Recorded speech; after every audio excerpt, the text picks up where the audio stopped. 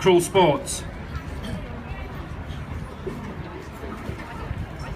League Against Cruel Sports have been endemic in trying to curb the cruelty and the persecution of animals in the UK now for how many years? 90 years. 90 years. And the persecution is still going on. But certainly League Against Cruel Sports are doing an absolutely fantastic job to try and keep that at bay. Reading through the League magazine the other day, I noticed a quote here from Joe, and I think it's very, very apt as we get closer to the election. To quote Joe, "If we want to do our best to protect animals, our compassion and love of all animals has to be twinned with politics." And I think that's a very, very true statement. So I'll read that to you again, because I think it is very, very important. If we want to do our best to protect animals, our compassion and love of all animal has to be twinned with politics.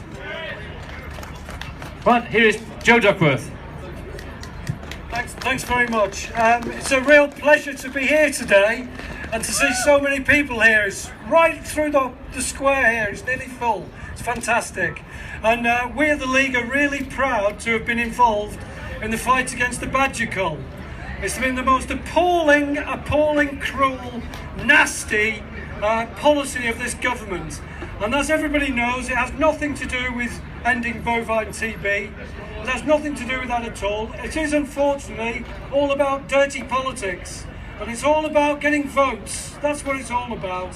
And it's all about bending the knee to all these pressure groups that have been in the corridors of power all the time, behind the scenes, lobbying these ministers and threatening them that if they don't do something, they will lose the votes of the farmers.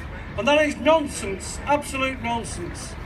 It's fascinating. I don't know how many of you saw Country File last Sunday. It was dreadful, wasn't it? It was absolutely dreadful. It was nothing but pro-hunt propaganda. But actually, the next day I got a letter from a farmer in Devon who he has free-range chickens, thousands of them, and he's just about to start lambing. And never in his whole career has one of his chickens or one of his lambs been taken by a fox. Never, ever. And these myths are perpetrated by people against our wildlife simply so they can go around and get the horrible pleasure by simply killing these animals. And the last 5 years, I don't know what you think, but I think it's been the worst for wildlife. It's been the worst for wildlife for a generation. The government, what have they tried to do? They've tried to cull buzzards. They've had the badger cull. And actually they tried to ruin the Hunting Act as well.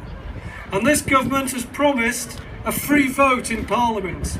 And we've said, bring it on. Let's have this vote on the Hunting Act. But they refuse to do it because they know that we have the majority of MPs who favour keeping the Hunting Act. Now, I don't know how many of you know a lot about hunting. I know I can see the hunt sabs here and various other people who know hunting intimately. But don't forget, this is where human beings train packs of dogs to chase wildlife, that's foxes, deer and hare and mink, and chase that wildlife and actually get a thrill out of the chase and then a thrill out of the kill, where that poor fox or that hare is ripped to pieces by the pack of dogs. Now, how bizarre is that in this day and age when people get pleasure by doing that? It's at the very extreme end of our relationship with animals.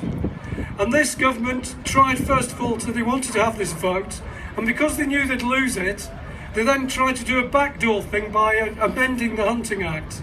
And we and other people managed to stop them doing that. Now, what we want to see is we want to see the Hunting Act strengthened. It has been the most popular, it has been the most successful piece of wildlife legislation, with somebody being convicted at least once a week since it came in. However, we want first of all to see a complete end to people being allowed to put dogs underground, to attack foxes and also badgers. It's absolutely appalling when you think about it that it's still illegal it's still legal in certain circumstances to be able to put terriers underground to catch foxes. So we want that just to be stopped. The second thing we want to see done is we want to see the law changed to stop this cynical ploy called trail hunting, where they go out and allegedly follow a trail. Well, they don't. They're constantly laying a trail, if they even do, around where they know foxes are. And I'd like to know why, if they're trail hunting, do you see the terrier men on their quad bikes with their terriers in those boxes? And I'd like to know why, before the hunt goes out, they go around blocking all the badger sets up so that the fox can't go down there and hide. Because that's the natural thing a fox wants to do, is to go to ground and hide from a threat. So this trail hunting is cynical. But I think the most important thing is, I want to see these wildlife criminals go to prison. It is no good having a £300 fine for this sort of thing, because they don't give a damn. They don't give a damn. They'll pay their £300 fine and carry on the way it is. And certainly if you saw one of these redcoats going off in handcuffs into prison, that'd put the wind up them and make them stop. Now, the Hunting Act is not the only thing that this government has been helping to develop in the countryside. Commercial-driven shooting of birds has grown exponentially in this country.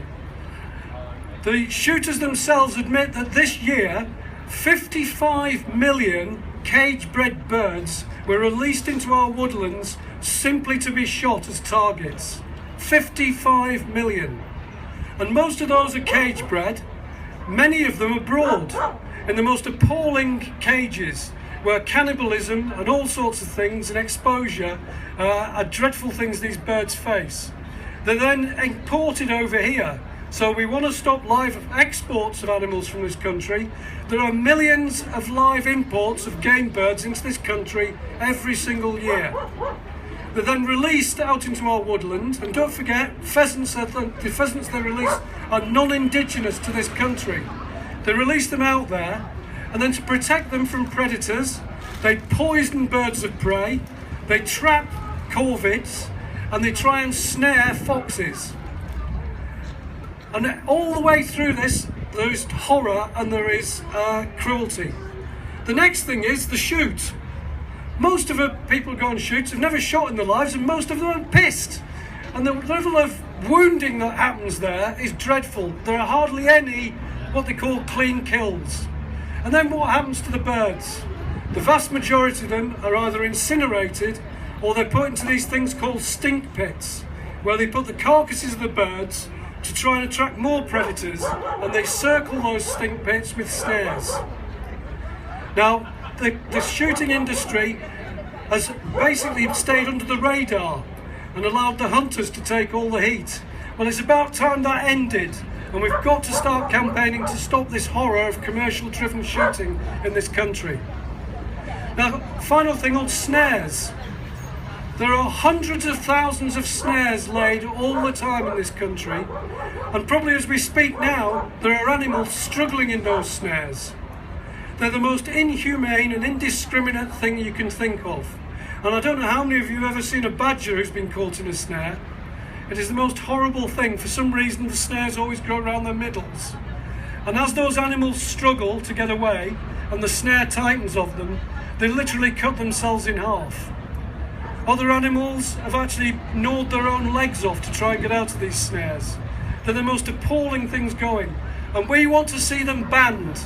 There is no place for these things in our countryside whatsoever.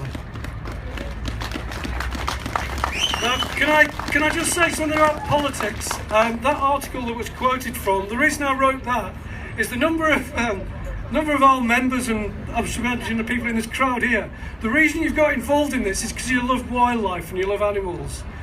And probably the last thing you want to do is get involved in politics. But unfortunately, if we've got to defend wildlife, we have to be involved in politics. And the biggest time that politicians will listen to us is when they want your votes, right? Now, I know it's cynical, but that's the way it is, you know? And so we've got this period now up into the election to make sure that every single politician understands that animals matter. You know, what's happening in Greece and what's happening to adult social care and children's protection and the economy and all that, of course they're important. But animals matter as well, and they matter to the vast majority of the population. I'll give you an example. 80% of people, whether they live in the countryside or they live in towns, don't want to see hunting legalised again. Right? 76% of people want to see snares banned. And that's high because most people think they're banned already. You know, when you talk to people about using snares, they say, are you telling me that this is legal to use these things still now? They're quite shocked by it. So we've got this period now to really pressurise politicians to make sure that they take animals seriously. Now, the Labour Party launched their pledges for animals this week. And there's some good stuff in there. There could have been more, but there's some good stuff in there. They're going to defend the Hunting Act. They're going to have a public inquiry into shooting. And there's various other things that they've promised. And of course, no badger cull. Now, we want to see every other party do that as well.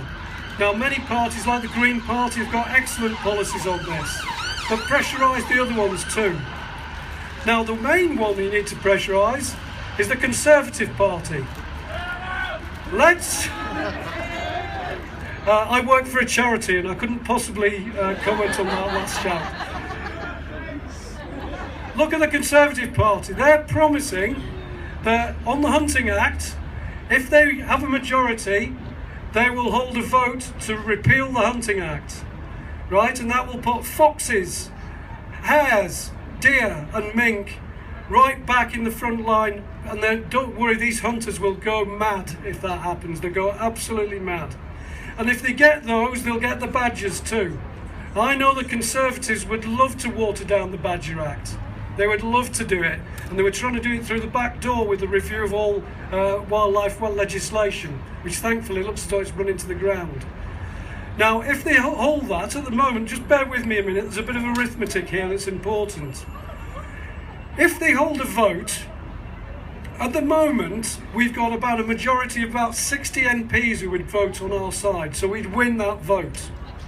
Now, there's about 20 MPs who've refused to tell us how they'd vote.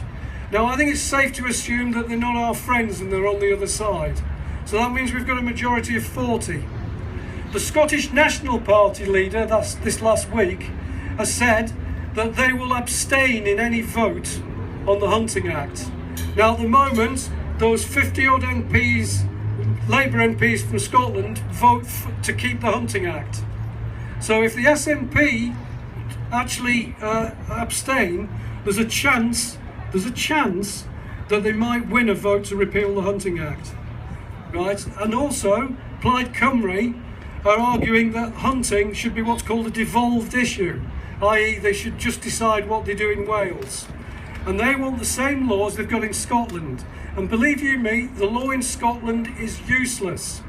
They've got a clause in there which says you can use a full pack of dogs to flush out to guns.